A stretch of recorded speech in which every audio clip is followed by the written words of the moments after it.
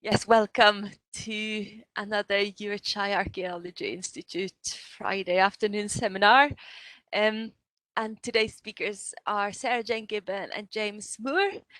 Both are colleagues in the UHI Archaeology Institute, where Sarah Jane specializes in historical archaeology, especially the medieval period, and has written some fantastic work on Orkney's church history and connected archaeology. So, for example, parish formation and St. Magnus, and has been instrumental in establishing the St. Magnus Way pilgrimage route.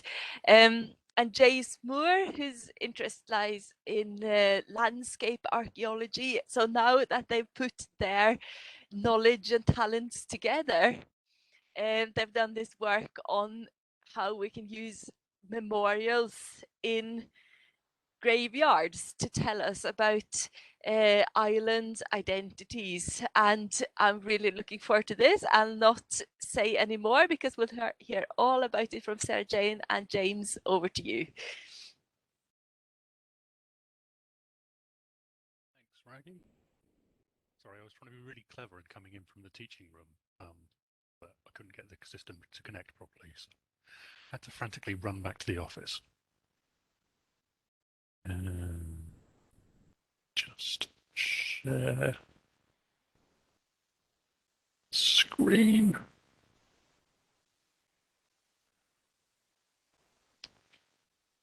Okay. Hopefully people can see that PowerPoint slide. Raggy's nodding. Excellent. As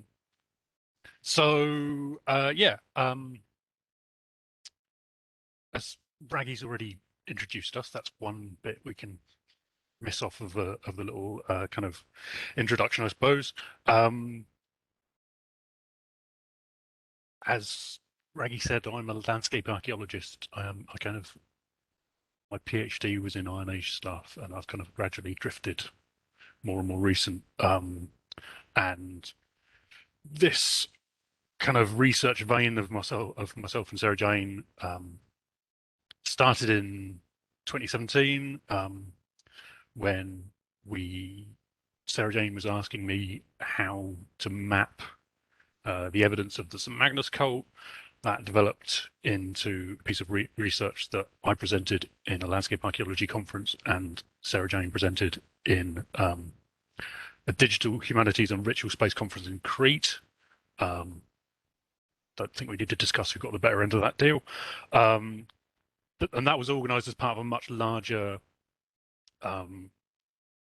research network, the Unlocking Sacred Landscapes Research Network. And we were then invited to speak at another conference, which was going to be in 2021. And I think you can all imagine that we didn't go to the conference and things didn't go quite so well, but we were instead invited to publish another paper. And so we kind of expanded on that topic of how memory and memorialization and the kind of community identities and those kinds of topics were kind of expressed in the landscape. And that's obviously where we're going to go in a minute. So in a somewhat back to front approach, this is already published. Normally, we would publish ongoing, we would present ongoing research and then eventually publish it, but it's already published, so we'll put a link up at the end. And so now we're finally getting to actually present it to folks, which is quite nice. Because of that, the structure of the presentation today very much follows the structure of the paper. So if you've already read the paper, don't be surprised. And we'll hopefully kind of have a bit of an opportunity to expand on some of the kind of the stuff we did and the kind of the methods and the methodology and those kinds of things. I will let Sarah Jane talk at some point, don't worry.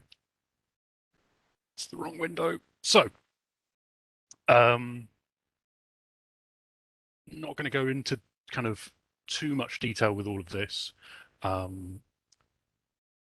It's quite an obvious statement to say that cemeteries and graveyards and those kind of places and those kind of monuments are a really significant category of material culture um, that has a lot of potential for archaeological analysis. Um,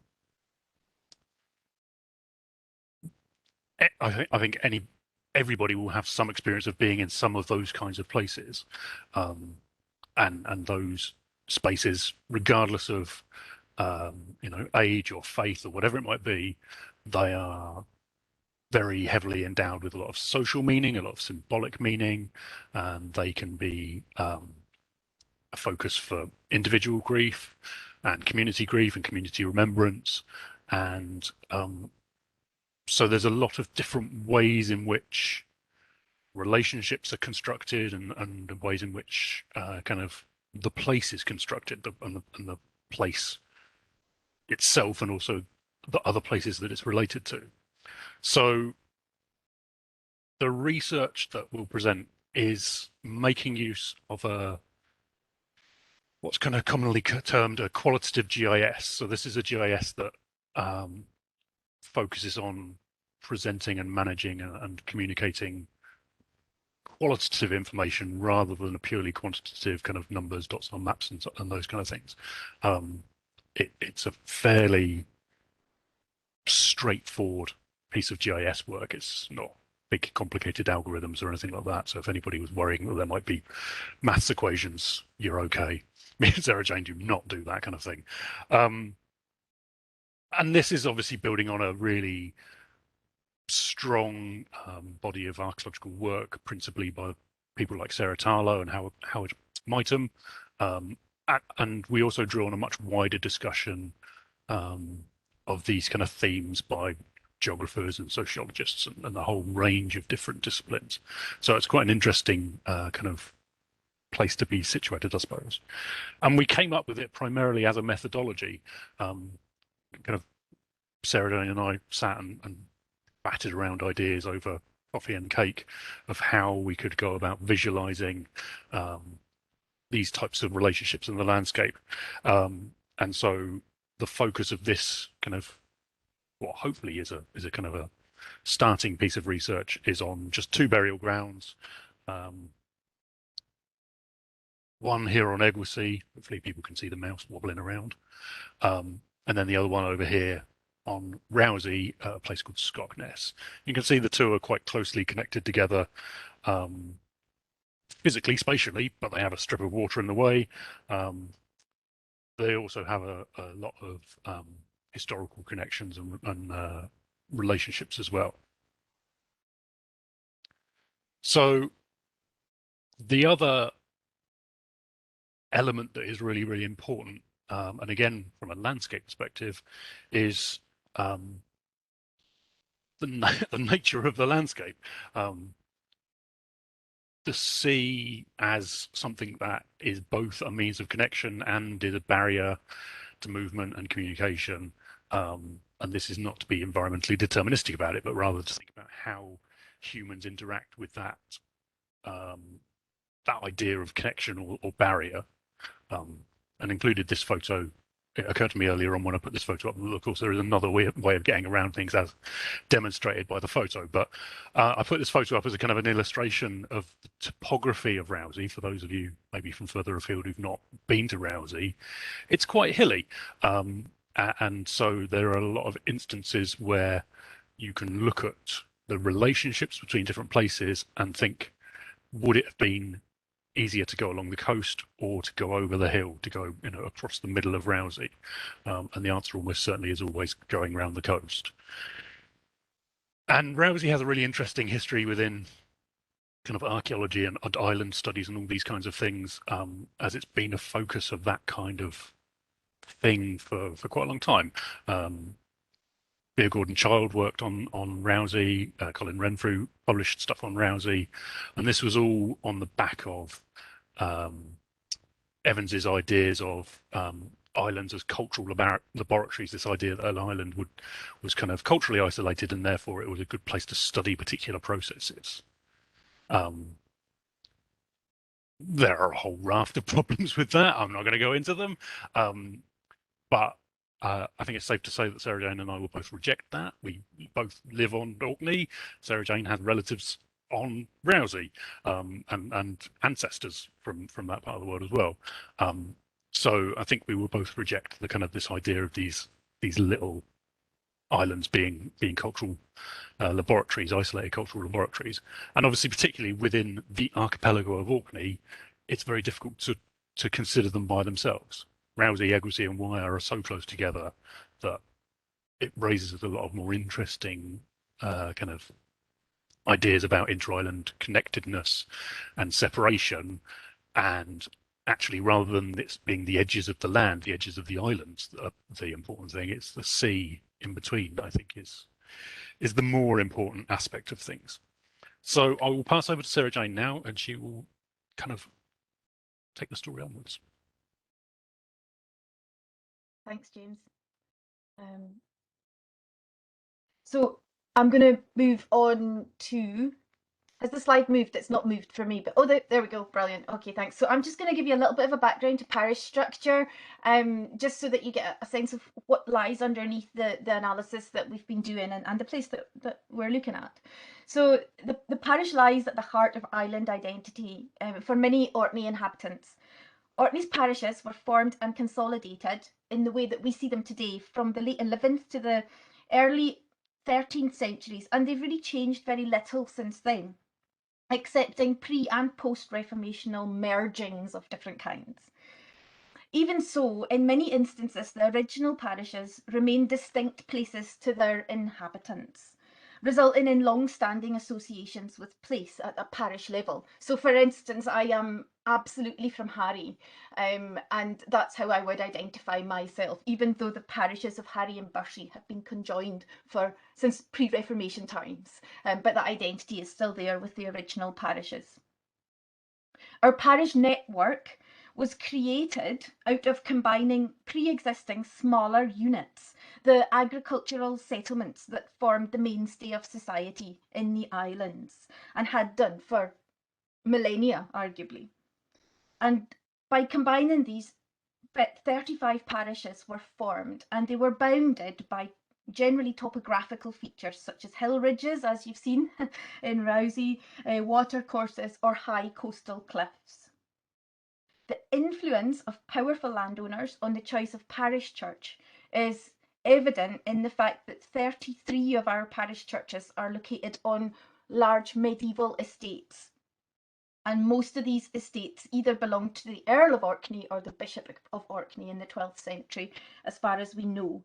And what I've done there is I've just given you a little table that gives you the estate names. So the Boos, the Scales, the Boers, which includes Bees and Husbeys, and Hollands. And then the E's earldom, the E/B is Earl or Bishop, because we're never quite sure when that transfer takes place. And then the U is for Udal land or privately owned land. So hopefully you can see there that many of the parishes have these large estates at their core. And in fact, not just at their core, but at their religious core. Determining the form of these medieval estates that underpin the parish centres requires a certain amount of detective work because they're not really mapped in any way, and many of the estates unexpectedly have changed greatly, been modified, or in fact have completely disappeared since the medieval times. However, there are instances where these estates can be revealed, and the work of Willie Thompson is ideal in representing that. And in one instance, he reveals the medieval estate of Husby, and we're going to have a look at that in some more detail in a little bit. Next slide, please, James. So Orkney parishes were rarely single land masses. Instead, most comprised of multiple islands or parts of islands. And the sheltered waterways between the islands linked the communities, as James has already alluded to. And I've given you two different examples here to just represent that. The first one is the parish of Firth, and the sort of pink line, that denotes the parish boundary. And you can see that the parish itself is really centred on Erythasfjord, or the Bay of Firth there, with the two little homes in the Firth that are very much part of the centre of the parish, and not something that added on or secondary to it. And the parish church itself is the one that says FIR 0. If you can make it out, it's probably very tiny, but it's at the head of the bay there. And then the other example, which is obviously much more relevant to today, is the parishes of Rousey and Egglesey, with the islands of Ainhallow, Wyre, and the home of Scockness. These two parishes, Rousey and Egglesey, were united before 1429, and their separate bounds then are undocumented. This isn't unusual. None of the parishes have boundaries that are written down at any point early at all. But from an outside perspective, one might assume that each of the larger islands formed a single parish. And I don't think anybody would be surprised by that if that was to be what you would think. But historic and geographic evidence indicates this was not the case, and that instead Rousey parish originally comprised just the west part of Rousey and Ainhallow, while Egglesey parish consists of the whole of Egglesey Island and the east part of Rousey. And it's not clear from the remaining written documents whether Wyre was part of Egglesey or Rousey, but given various bits of evidence, I do wonder if it's Egglesey. Both these parishes were formed around large pre-parochial estates, like the ones that I showed in the little table. Rousey centred on the earldom estate of Westness, which is in Westside, and Egglesey is centred on this Husby estate that Willie Thompson identified. And it consists of the island of Egglesey, and then on the map you should be able to see Scockness, Husa Bay and Saurin. And that area there is the other part of that estate. And then when the parishes were formed, the settlements closest to each of these big estates were added to them to create the two parish units. So you get Westness combining with Waster, or as it's written Waspister, but pronounced Waster, and Frotet and Ainhallow, and then you've got Husby being combined with Narston and I think possibly Wyre to form the two parishes. Although served by the same priest, these parishioners adhered to their parish long after the union. So even though there's one priest going, there's two churches, one at Westside and one in Egglesey. And in 1678, James Trail wants the people of Saurin to pay for repairs to the Westside Kirk, and they refuse. And so he complains and said, you know, why are they refusing? And there's an inquiry, and the conclusion of the inquiry is that the inhabitants of Saurin were subject to the cession of Egglesey and had been so past the memory of man. So here you're seeing that original parish and estate identity still being maintained within the church at a much later date. And again, the Egglesey and Rousey Kirk elders for each church are also chosen within those original two parishes.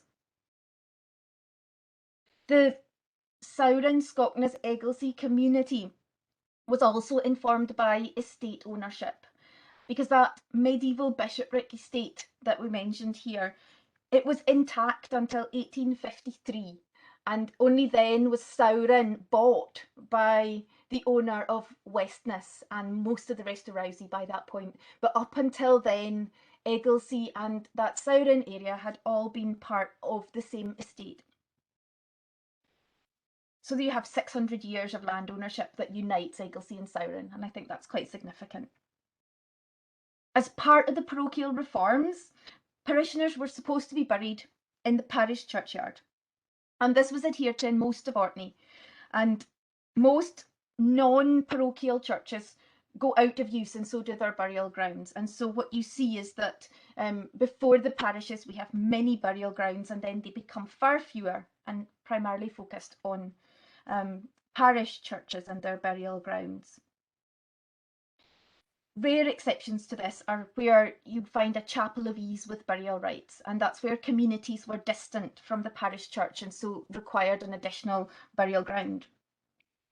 So following this pattern, you'd expect to find one parish churchyard in Rousey, one in Egglesey, and perhaps a burial ground in Wyre. And we do find this, but we also find an additional 3 burial grounds in the settlements of Waster, Scockness and Narston, as well as possibly another burial ground in Ironhallow. So this is different from what you find in the rest of Orkney. And so something different's happening in Rousey than other places. And that instantly made me interested, and I've been interested in that for a long time. So it was lovely to be able to have a bit more of a look at that. But it's indicating there's burial choices here that are different from in other places. And that's, in this study now, we've chosen to look at these 2 burial grounds, the parish kirkyard in Egglesey, which should serve the whole of the parish of Egglesey, and then the sort of district burial ground in Scockness, which is unusual in the fact it exists at all. And by mapping the homes and the burial places of the parishioners, we're trying to explore the extent to which parish, estate and district level identities can be discerned or were prevalent.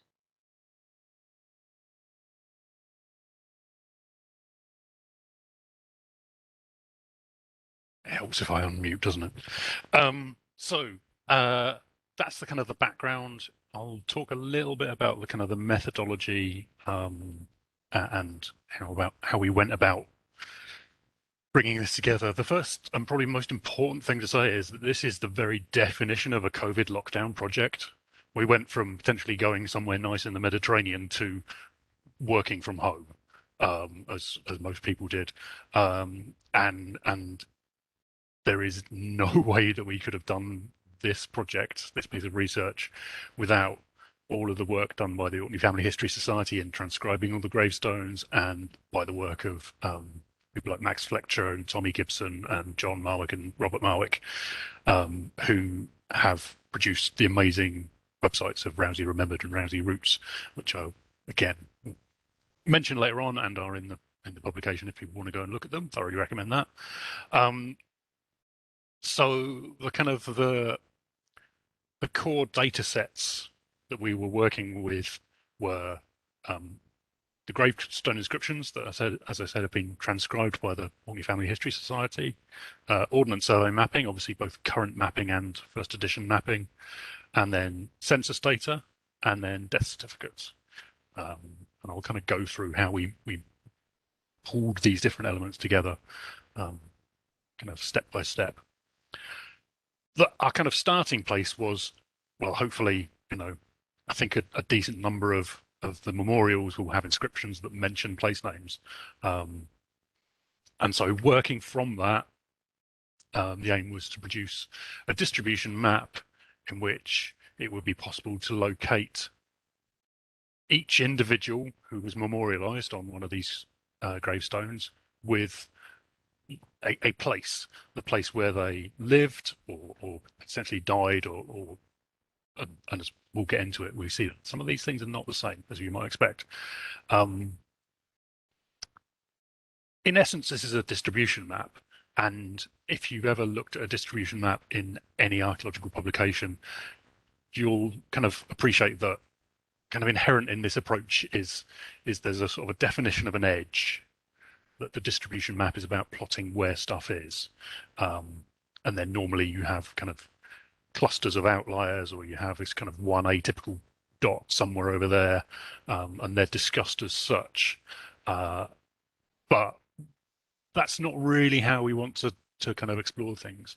It's much more about exploring the connections between the different homes, the individual farms and steadings and homes and all those kind of places, and these central places of the graveyards, of the burial grounds.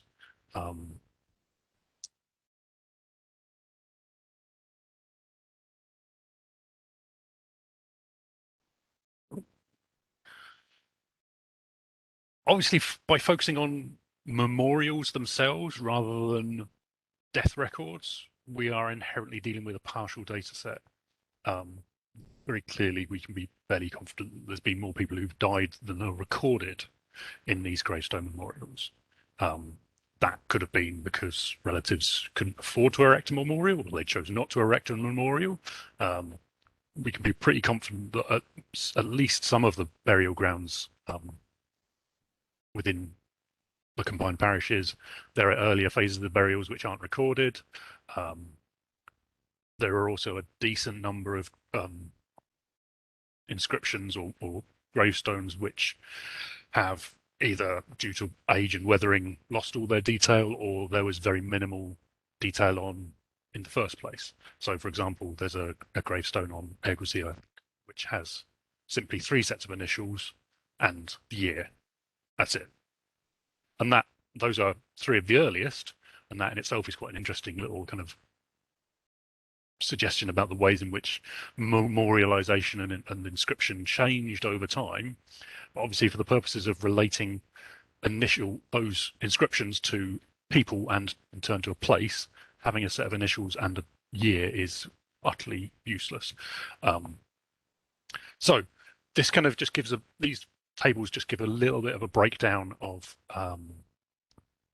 kind of the process of working through from the starting inscriptions through to having a kind of a set of individual people who we could then locate in the wider landscape.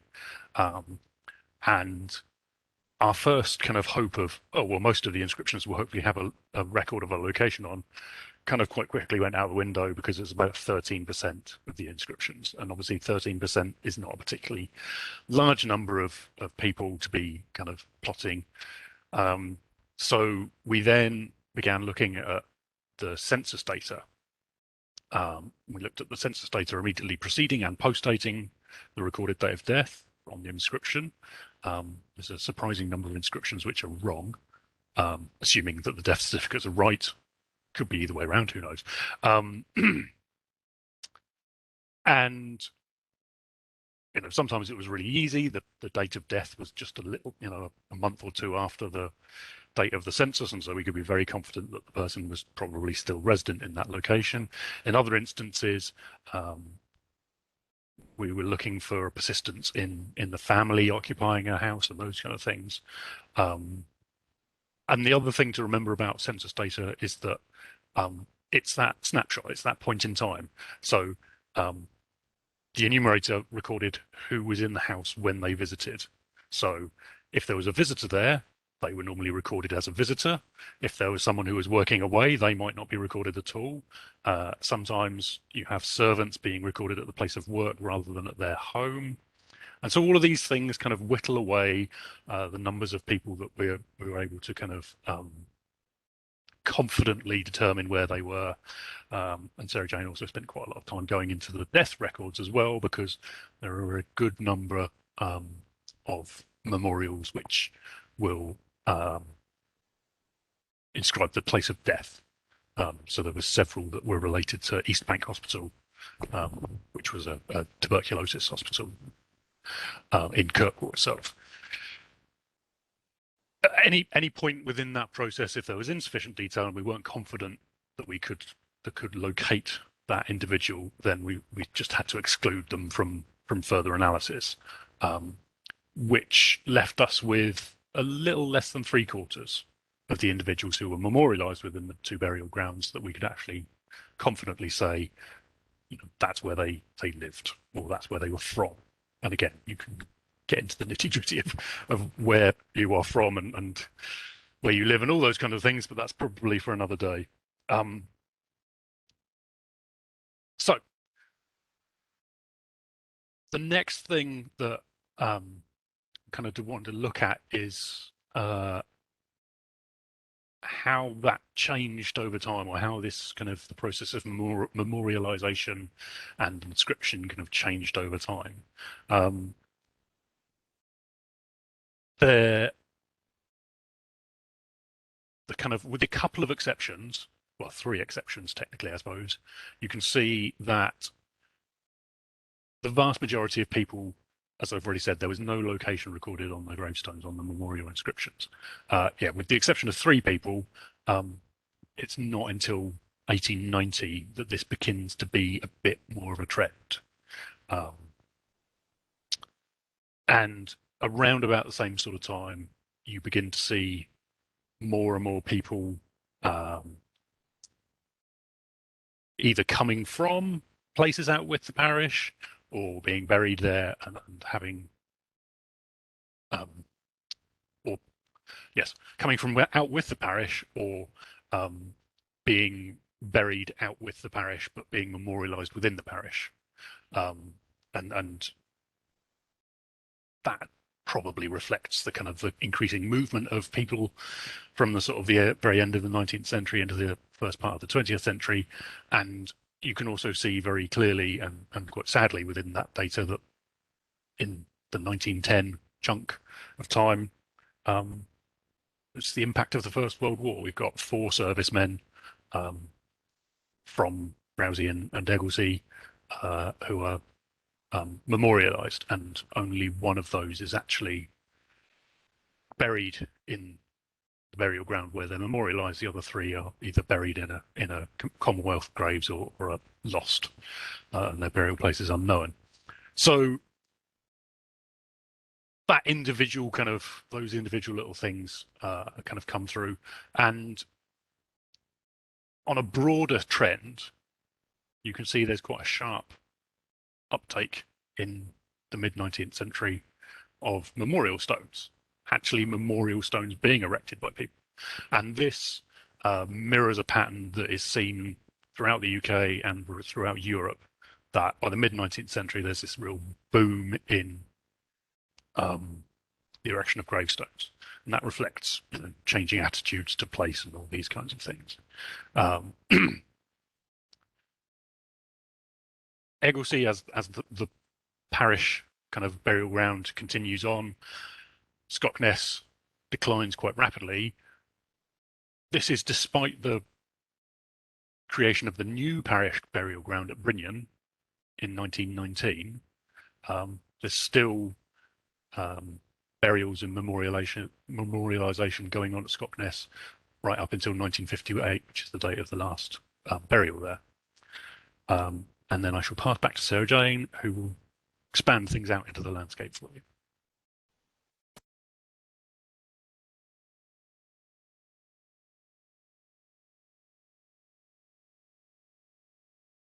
You're muted, Sarah Jane. I was going to say, just take a little minute to have a look at the map, because this is a fantastic map. I was so delighted to see it when it happened. It's one of these things you don't know what's going to pop up. So if we were looking at a sort of standard parish, not that such a thing exists, one would expect all the dots to be yellow on the map, because all the people in that area there should be buried in the parish kirkyard in Egglesey. But you can clearly see that this is not the case. And the yellow dots are the people buried in Egglesey kirkyard, and the red dots are the folk that are buried in the Scockness kirkyard. And so it beautifully illustrates the fact that you've got here district burial.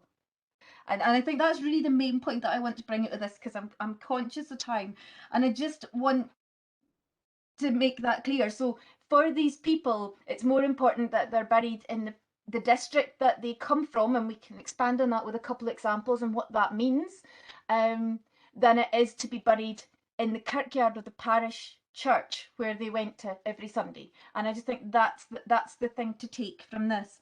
And the other thing to mention here is that there's 3 yellow dots that you'll see at the bottom of Rousey down there. And those are people who lived in Egglesey all their life until their later years, and then they moved over to Rousey to be looked after by relatives who lived there, and then moved back to home to Egglesey for burial. So even those 3 yellow dots, it fits within this same pattern. I think that's all I'm going to say about that, James. I'll let you move on now to an example.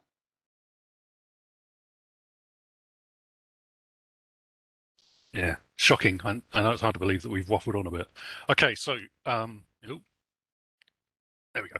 So yeah, we're just gonna Sarah Jane and I are just gonna talk about 2 kind of examples of the different usage and kind of the ways in which individual choice and identity, group identity, family identity, personal identity, and kinship all kind of played a role in determining where people were buried, rather than where they should have been buried, i.e. in the Eglesey parish burial ground. And this is just another photo to just illustrate the closeness. This is the farm at Scockness. You can't quite make out the burial ground. It's just kind of slightly round the way. And then that's the old Eglesey Kirk up the top on the other side there. So the first kind of example is Onsibist down here on Eglesey, and you can see from the dots that you've got a total of 5 inscriptions linked to this farm.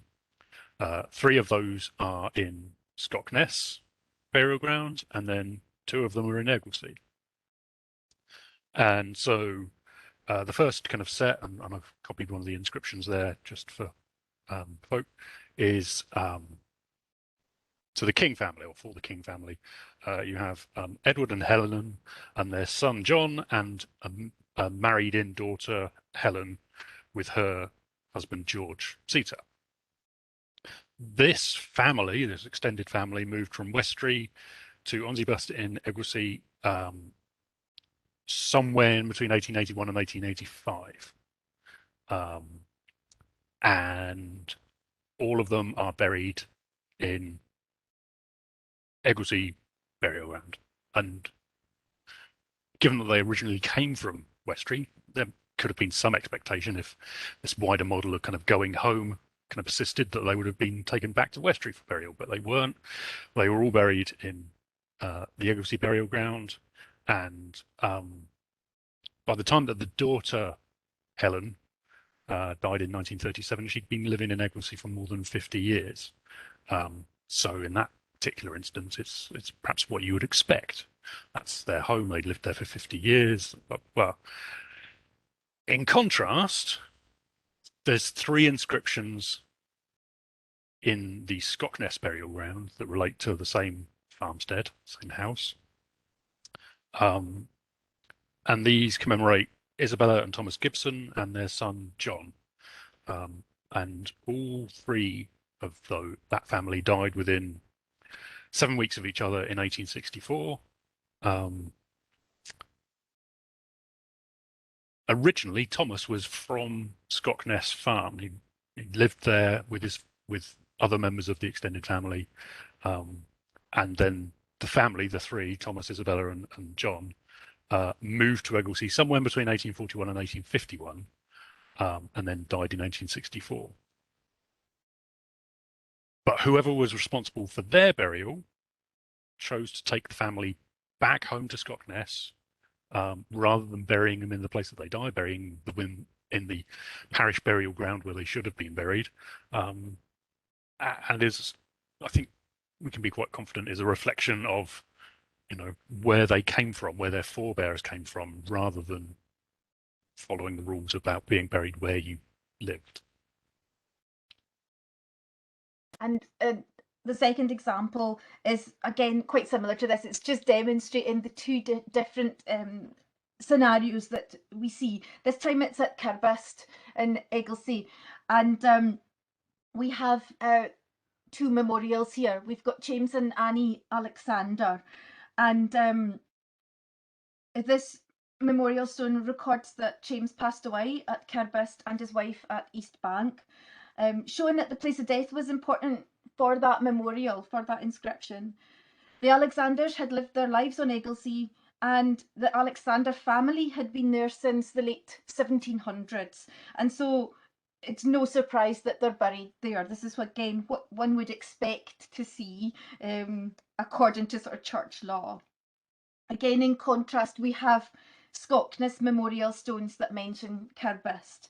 And this one is the inscription you can see for Robert and Margaret Stevenson. It's really interesting because it mentions on the stone that he was a tenant of Kirbist in Eglesey and gives the dates of his tenancy. And yet he's buried in Scockness. So I thought, let's have a look and see if we can find out why. So when I looked into the places of death, I discovered that Robert and Margaret had both passed away in Kirkwall, and their daughter Rebecca had passed away in Stromness, both on the mainland of Orkney. So they hadn't been in Rousey at the time of death. And that might have been something we would have thought had been the case, but wasn't. But records reveal that Robert lived and he was raised at Scockness, and Margaret was born and raised at Oux, which is just about 1.5 miles away from Scockness in Saurin. So they were both, they get home to their childhood district then to be buried. So a similar pattern to what we were seeing with James's example.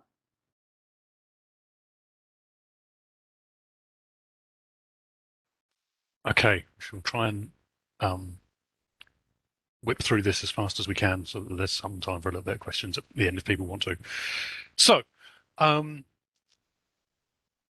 Sarah Jane said, there's just a couple of examples. There's others that we could go into if we had the time, but still, what the data is reflecting is this kind of practice of remembrance during the 19th and early 20th century within just one small corner of Orkney.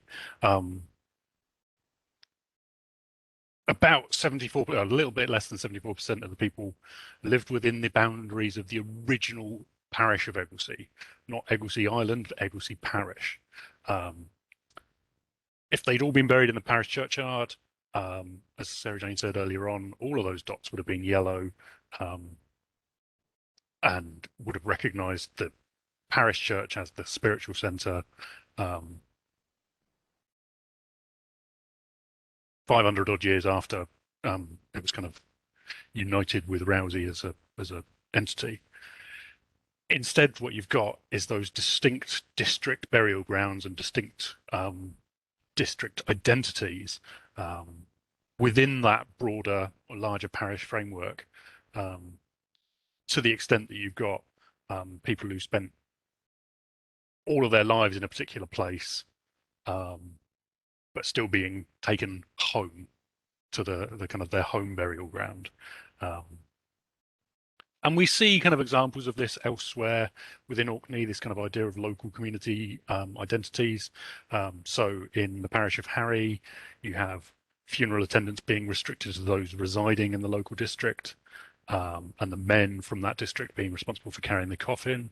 In Orfa, you have burial districts within the parish with the inhabitants of each one being responsible for the upkeep of that particular section of the churchyard wall. And so even though we maybe don't see it quite so overtly in other parts of Orkney, there is still these hints of these kind of localized kind of district or community identities being kind of realized and perpetuated by the funerary practice and the kind of administrative allocations. But in Rousey, it's particularly coming through this kind of expressions.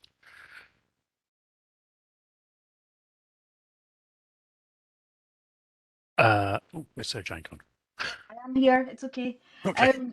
So the data's also illustrating to us some of the complexities of human life and the ways in which individual choice and identity forego broader community and parochial ties in favour of expressing an individual relationship to a place within the wider landscape.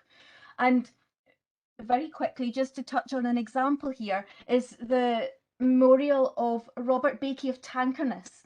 And he has a memorial in the Egglesey Kirkyard.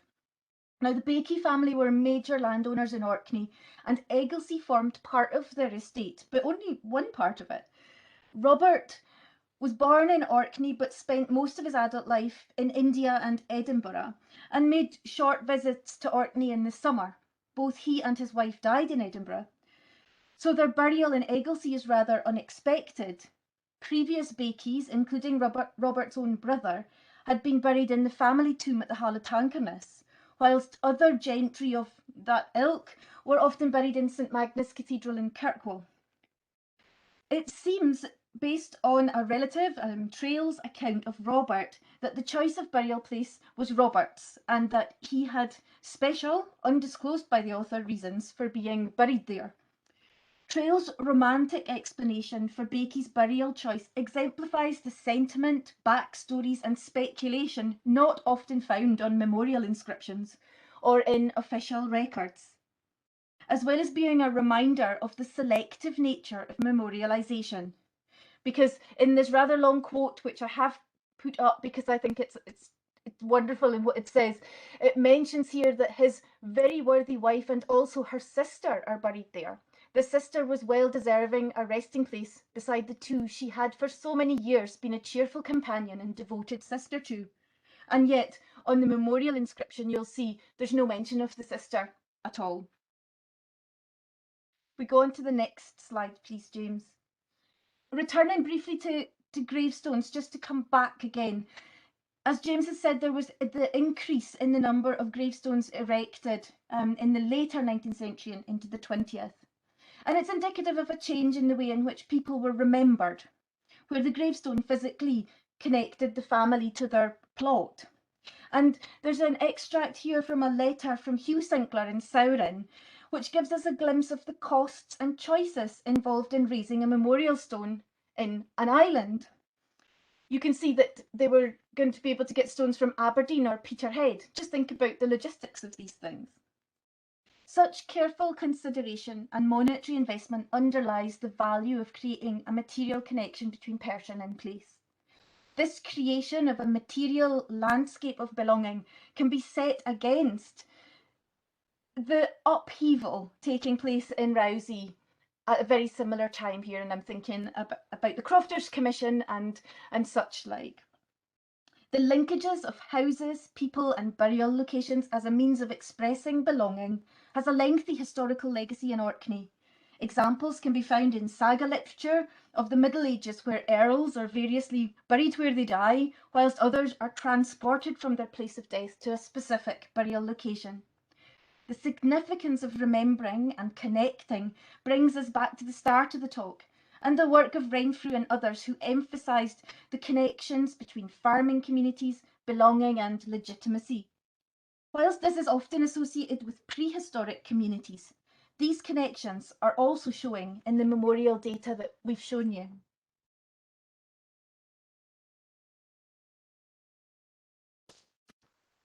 So just to wrap things up, and possibly have a couple of minutes for questions, hopefully we've kind of illustrated how these different identities of individual, community, district, parish identities and ties have been kind of created and maintained, and how some of these identities have potentially quite ancient kind of roots, and hopefully also illustrated the way in which the sea, whilst occasionally being a barrier, is much more of a medium for communication and movement, and that the islands are not culturally and socially isolated or bounded in.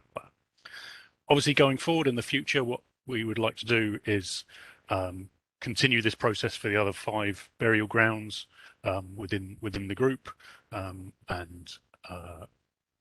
look at the spatial patterning and the temporal change and the temporal patterns, because there should be some interesting things going on. But it's also worth saying that anywhere in which you've got the kind of the material culture of these inscriptions, of the memorialization, the process of memorialization, and you've got some reasonable historic documentation, you could take similar approaches to kind of explore these kinds of identities and things like that. That's us. That's the paper. If anybody wants to go and get hold of it, you can copy that link there. And also, as I said earlier on, the Rousey Remembered and the Rousey Roots websites are both fascinating and thoroughly recommended. And as I said, we couldn't have done research without them. Thank you very much, James and Sarah Jane.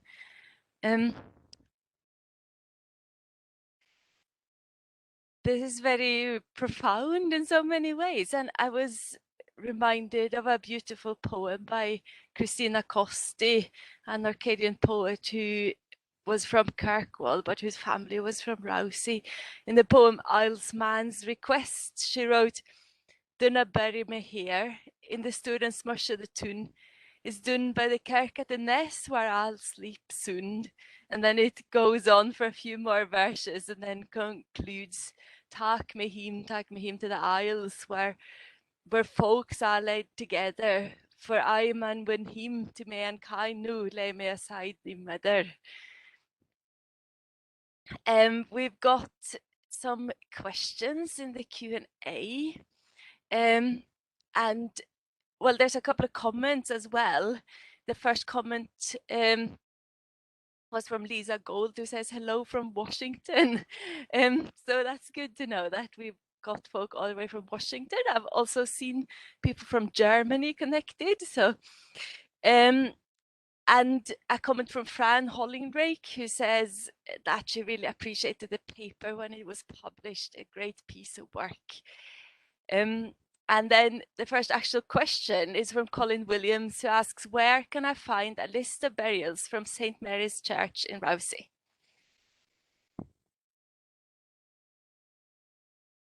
Who wants to take that one?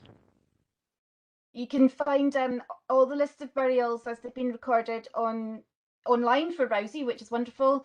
They're in the Rousey Roots website.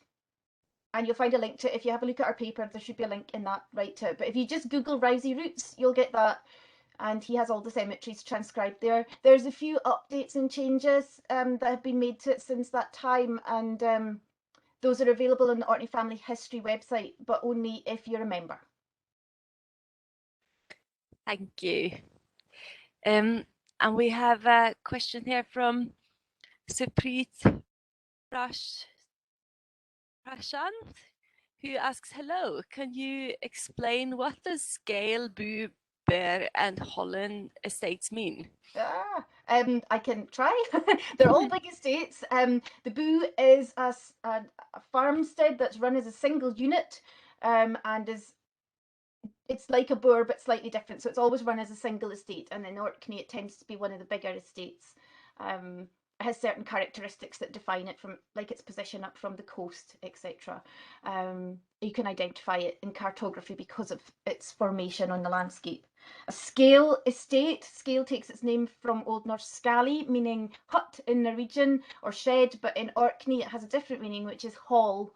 And so again, a high status place, and so you can imagine that you've got the parish church right next to the drinking hall to be the centre of those estates. The Boers are large estates, they're biggest, and seem to have been quite early in terms of their medieval formation, and are often divided even by the time you're getting to the 13th or 14th centuries. But these again are big farming estates. And the Hollands, meaning highland, and it's usually taken to mean it's on a high location, but sometimes Hollands aren't, and I often wonder if it doesn't necessarily always mean high in terms of height, but as in standing, so high position, again high status almost. But if you want to find out more about those estates, have a look at Hugh Marwick's Orkney Farm Names. That's a really good book to outline all the different farm names and what they mean. And the work of Willie Thompson has advanced that greatly, and you'll find that in History of Orkney by Willie Thompson. And you mentioned that there's an increase in popularity in the mid-1800s of erecting memorials, but Supreet also noticed that there's a drop in memorials in the 1900s. Why is that?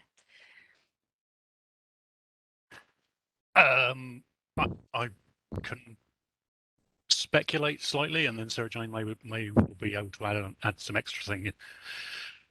Part of that will relate to the establishment of the new burial ground, or the new parish burial ground, the combined parish burial ground at Brinion on Rousey.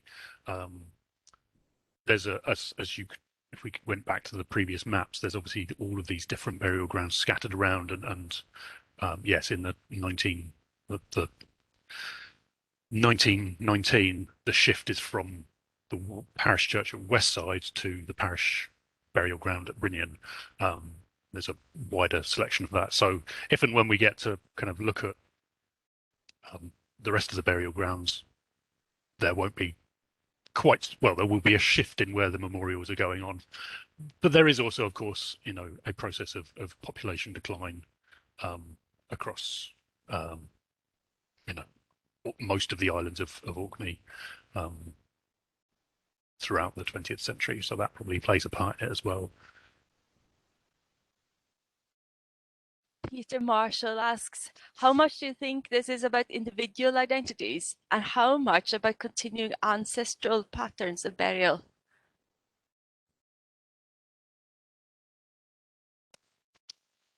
I think kinship plays a really important role. Obviously, you're as the old kind of adage within archaeology goes, you don't bury yourself, with the exception of people like Trail, who very clearly is able to specify, I want to be buried there. In general, you don't bury yourself. You're buried where the people, your relatives, family, whatever it might be, want you to be buried. So there's definitely a strong element of kinship there, I think. Whether that's the same as ancestral patterns, I don't know. I think in Scockness particularly, you do seem to see quite a kind of a close identity between the people who live in the farm there and the burial ground. But there are also plenty of instances where there are individuals who are not doing what they should be doing, and whether that's because of whether it's a wife burying them, and a lot of the inscriptions it's the wife erecting the memorial for the husband or the husband for the wife, and so there's those kinds of things going on, and in some cases, yeah, you're just kind of left going, I don't know why they're there. And then Sarah Jane goes and does wizardry in the archive and comes up with this kind of deep-rooted connection, that's 70 years prior to their death or something like that. That would be my thoughts on that sort of thing. But ancestry, kinship is a key part of your individual identity as well, I think. Yeah, I think I agree. I mean, it has to be a mixture of both, doesn't it? And I suppose the way to get out of this question, Peter, is to say that ideally what we would love to be able to do is to do the same thing that we've done for these 2 burial grounds for all of them in Rousey, because it's only really by the time we've done all of them that we'll be able to see how much this kind of localization of burial holds true. And really at that point then I think we could, if we had time and resources, to start really delving down into some of the patterns that emerge, because really that's all we can do, because obviously burial choice has so much to do with individuality and family preference as well. We know, for instance, as I said, that Robert Bakey, it was his choice to be buried in Egglesey, but we don't know whether it was the choice of the deceased to be brought back to their home or whether it was the choice of someone else within that family who had that sentiment or that connection. So again, I think if we had more data to be able to map that and explore that, that would be an easier question perhaps to explore. Yeah, I wonder how this will all pan out in the present and future. I'm just sitting here wondering where I'll be buried. Will I be sent back to Norway or stay in Orkney? And if I'm sent back to Norway, it means splitting me up from my husband, whose ancestral roots are in Orkney. So I am sure people in the past were faced with similar choices, but on a smaller geographical level. And speaking of my husband, he wants to know, when was the parish reformed? You mentioned, Sarah, that had a bearing on burial location. I have replied to it in the chat, but the one that's usually referred to is the Fourth Lateran Council in 1215. But actually, the designations of the parish church from much earlier was the expectation that once a church is elevated to parochial status, then that burial rite goes along with it. But it really only starts to be enforced or mandated once you're getting into the sort of later 11th, later 12th, 13th, sort of, no, 11th, 12th century, sorry, it's getting late on a Friday. Yeah, 1100s and then into 1215's the sort of one that's cited. And that was all the questions in the Q&A, but some people have put their questions in the chat. How are you feeling? Are you up to some questions yet, even though it's 7 minutes past 5? I've replied to a few of the ones in the chat, Raggy, so I've replied to Linda's in the chat. But yeah, I'm fine to have a few more if you want. Linda has 2. Oh no, the second one is under comment. Okay. Okay. The find a grave question. We haven't photographed any of the gravestones we're looking at because we couldn't get to them because it was lockdown when we did the research. So that's not part of what we've done. I had attempted to try and get out in the midterm break to get photos just of the ones for this presentation, but was thwarted by poor weather and various things. So but I'm hoping to go out and get some photographs taken in the summertime when I spend quite a bit of time in Rousey excavating at scale. So maybe in the evenings I'll get out and get some photographs taken. But that's not part of what we were doing. As I say, it was an entirely desk-based piece of research. There's an interesting one here from Julia Bizzari. She asks, I was wondering if you're looking to develop the idea of legitimacy through memorial and burial practices further, while looking at possible conflicts on land and environmental resources. Could a connection be drawn also to a narrative that has to do with access to resources and use of land? Yeah, and again, I think that's something that if we were able to map the burials in West Side, you know, in the Westness Kirkyard, as well as on Egglesey side, we would see that, because with the movement of people as a result of the clearances in Rousey, you're seeing people moving from effectively Rousey Parish to Egglesey Parish. So yeah, that would be something really interesting to explore further. Whether we have capacity and means to do that, I don't know, but certainly it would be something worth looking at, and sort of sits within our remit of our work at scale as well, in that wider scale landscape, because that's part of that cleared landscape. Yeah.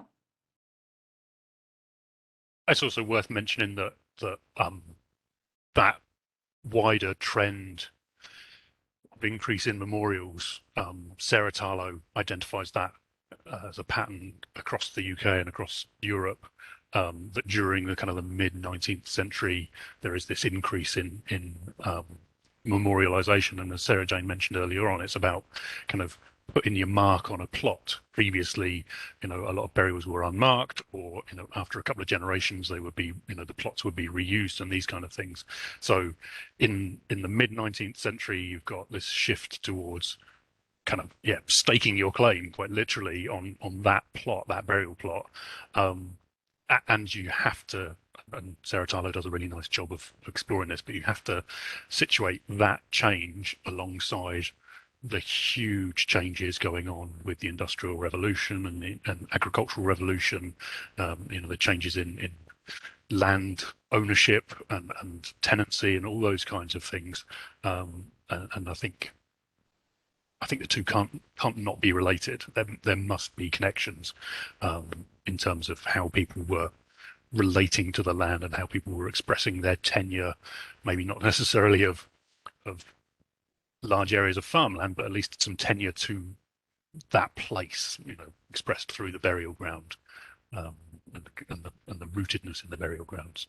Yeah, no, I definitely think there are themes that could be developed there, and as Sarah Jane says, it just have to, yeah, get the data to kind of further explore that nuance, I think. Brilliant. Jane, would you like to come in at the end?